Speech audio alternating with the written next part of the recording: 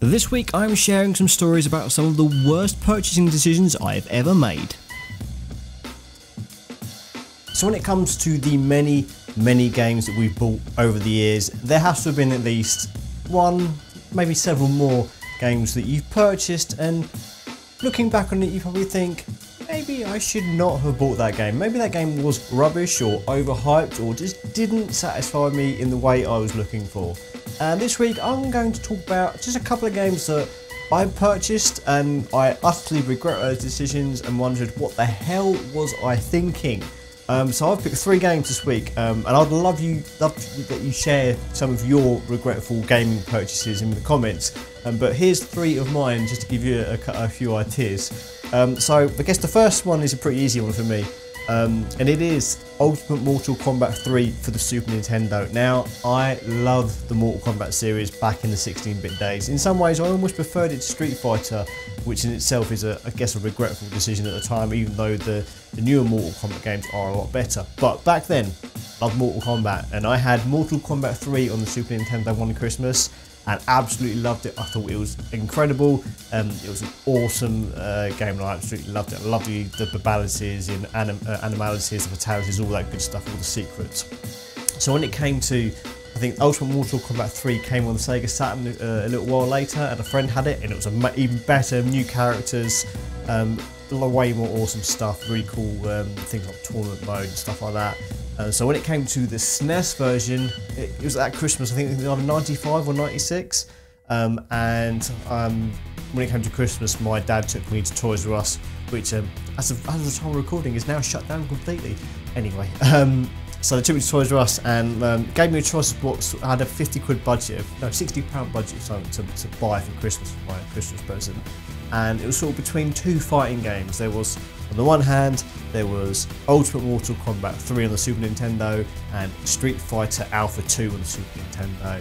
Now, looking back now, I think it's clear to me what version I should have picked, especially in terms of rarity for a start. But I purchased Ultimate Mortal Kombat 3 thinking, oh, it's going to be excellent, it's going to be just like Mortal Kombat 3 but even better. Oh, how wrong I was, because that game is an awful, broken mess of a game that should never have been released. It's not exactly the entire Ultimate Mortal Kombat 3 experience either. It's very cut down. Even one character at least was removed from that game. I think Shiva was taken out. And pretty much it was a reskinned version of Mortal Kombat 3. It ultimately was. That's a pun there, it wasn't even intended. But they literally just stripped everything from that game, the whole engine, just chucked in, some different assets and called it a day, and didn't even bother to bug check it. It's just not a very good version of that game at all. And the pinnacle of that moment is playing that game, and the same cheat codes worked for the Ultimate Mortal Kombat 3 than the original one, so I knew all those cheats anyway. And one of the cheats was for a special tournament mode, and what you could do is you could do a random, so I think it's like 8 versus 8, so it was 2-player mode. You can pick a team of 8 versus a team of 8, and when a player dies, the next character takes over. So 8 versus 8, if you press up and start together, that gives you the random select mode. And when I noticed when I was messing around with this, on random select, sometimes on tournament mode it will give you like a weird green and blue E symbol instead of a character face, which is what would normally happen. And this random character, when you play the game, the name on the tag says Shiva. It's an invisible character that when you hit her, she has the same sort of female speech and the green blood that Shiva had, just it was a missing, weird, missing no sort of character. And it will completely break the game. Like whenever you try to, whenever this character throws anybody, the whole background goes haywire. It's just a horrible, horrendous, broken version of a game that I spent £60 on that I should have spent on Street Fighter Alpha 2, which is arguably a much better game, and even that is an ambitious port, but my god, it's a much better game than Ultimate Mortal Kombat 3 is. So that was my first regret, and I still regret that to this day. Next one is going to be on the GameCube. So this is so there was a gaming chain called Game Station that was eventually bought by a game and then closed down. But they were amazing. They had a fantastic thing where you could buy a game, and basically if you didn't like it in 24 hours for any reason, you just take it back and exchange it for something else. There's only one game that I hated enough to do that, and that is Rocky, the boxing game based on the series of long-running boxing movies starring Sylvester Stallone. The reason I bought that, I wouldn't say I'm a massive fan of the Rocky films. Yeah, they're entertaining, but I wouldn't say these are, you know, a piece of art. But I was craving some Punch-Out at that point when that game came out. I really wanted something to sort of give me those feelings of Punch-Out. And I thought, Rocky, that's going to be the game that's going to bring back those memories of Punch-Out to me. Again, completely wrong.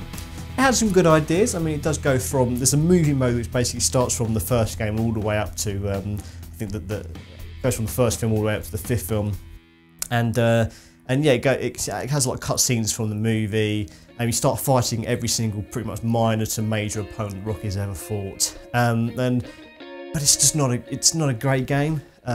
You will get fed up with the Rocky theme because it pretty much plays at every match, and it's really, really irritating. But the thing that made me take it back after just 24 hours was it was just too easy. I finished the entire game in one evening.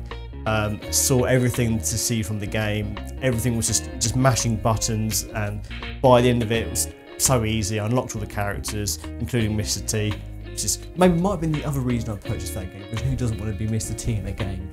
But yeah, that was why. I mean, I bought that game, I finished it in the evening, and it was like, yeah, I didn't want to. This game's rubbish, I can't take it back, please. Didn't even have to give a reason, just said don't like it. 24 hours later, here you go, exchange it for whatever you like. I think I've got a much better game. Can't remember what it was, but I must have swapped it for something much better. So the last one, again on a Nintendo system again. I make bad decisions when it comes to Nintendo games, and this one is on the Nintendo 64, and it's a relatively unknown fighting game, very generic fighting game called Fighter's Destiny. Now, it's okay, but the reason I bought this game was because a couple of Nintendo magazines at the time said it was like the Tekken beta for the Nintendo 64. It was as good as Tekken, along the lines of the actual quote used. It was even on the box and everything. I was thinking, oh, really fancy a fighting game, I'll go for Fighter's Destiny. Oh, there's a copy of Super Mario 64 there, I'm not really interested in that at the moment. I'll get a Fighter's Destiny because I really want a fighting game. Again, completely stupid idea. What the hell was I thinking? It's not that it's a terrible game, it's not as good as any other fighting game on any other system, you know.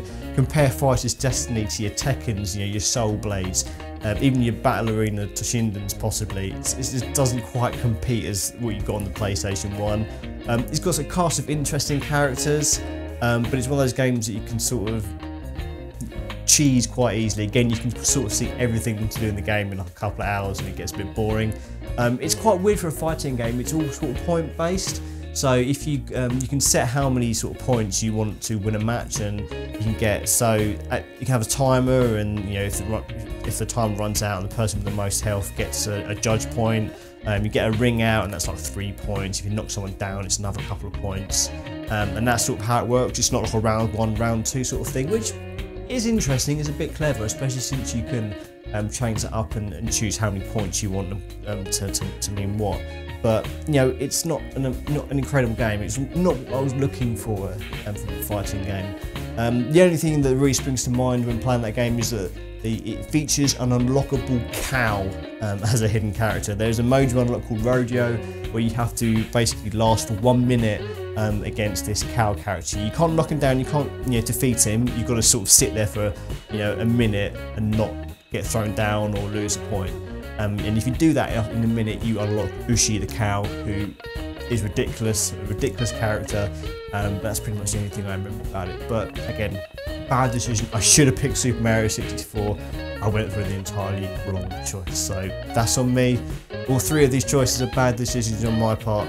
I hope that none of the decisions you made are as bad as this one. But hey, why not tell me in the comments below?